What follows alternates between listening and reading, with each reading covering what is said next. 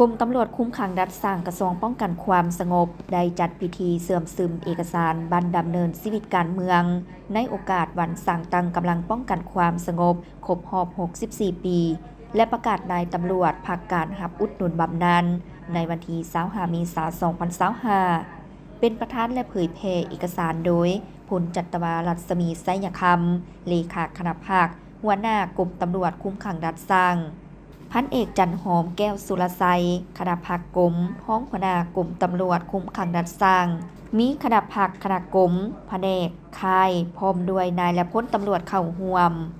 เอกสารที่นำมาเสื่อมซึมในครั้งนี้ประกอบมี 4 เอกสาร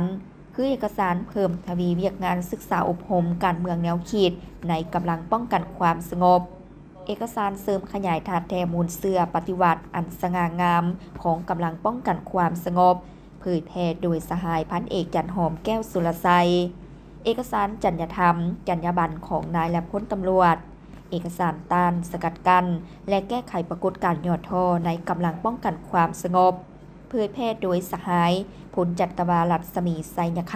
ำทั้งนี้ก็เพื่อเฮ็ดให้การเพิ่มทวีเวียกงานศึกษาอบรมการเมืองแนวคิดให้กำลังป้องกันความสงบมีความนักแน่นทางด้านการเมืองแนวคิดเข้มแข็งทางด้านการจัดตั้ง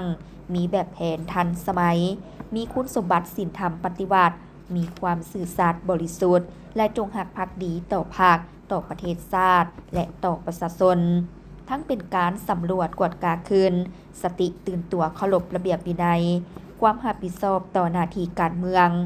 การฝึกฝนหล่อหลอมคุณสมบัติศีลธรรมปฏิวัติและแบบแผนวิธีเฮ็ดเวียกของนายและพลตำรวจกรมคุ้มขังรัฐสร้างให้ดีขึ้นเป็นก้าวในโอกาสเดียวกันนี้พันโทนางพวงวรรณขุนลาดห้องหัวหน้าแผนกการเมืองกรมตำรวจคุ้มขังรัฐสร้าง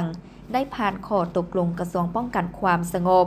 ว่าด้วยการอนุมัติให้นายตำรวจภาคการรับอุดหนุนบำนาญ2 สหายคือพันโทศรีสมพรวงศ์พจันทร์และพันโทบัวเพชรปัญญาพันธ์ภาคการรับอุดหนุนบำนาญตามนโยบายและกฎหมายได้กำหนดไว้